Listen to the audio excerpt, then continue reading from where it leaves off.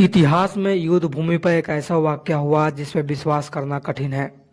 वर्ष था 1914 का। विश्व युद्ध प्रारंभ हुए 6 महीने हो चुके थे और जर्मनी की पश्चिमी सीमा पर जर्मन सेनाएं बेल्जियम, फ्रांस, ब्रिटेन के संयुक्त सेना के विरुद्ध डटी हुई थी।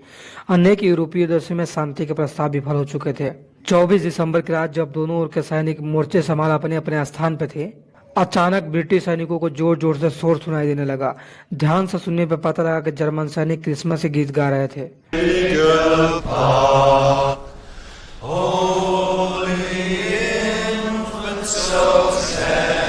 गीत की आवाज बढ़ती ही जा रही थी। गीत का स्वर प्रेमयी अनुभव हो रहा था। दूसरी ओर के सैनिकों को परेशान करने का उद्देश्य से नहीं था।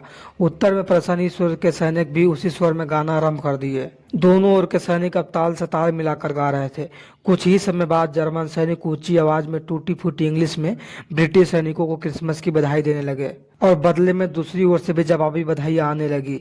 स्थिति यहाँ तक पहुंच गई कि बहुत से जर्मन सैनिक अपनी ओर की सीमा फांद कर नो मैन लैंड यानी दोनों मोर्चे के बीच खाली स्थान जहाँ किसी के आने की अनुमति नहीं होती उसमें आ गए और अंग्रेजी में चिल्लाने लगे, हे कम हियर।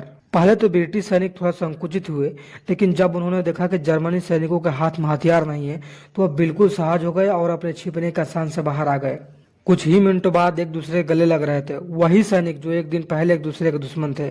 25 दिसंबर होते होते सैनिक एक दूसरे के बिल्कुल सहज हो गए और एक दूसरे को अपने कैंटीन से लाया हुआ खाना उपहार स्वरूप दे रहे थे और खुश हो रहे थे।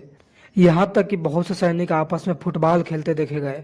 2001 में इंग्लैंड में इस घटना की याद में नेशनल मेमोरियम आर्बोरेटम बनाया गया, जिसमें लिखा गया है क्रिसमस ट्रूस 1940 फुटबॉल रिमेंबर्स।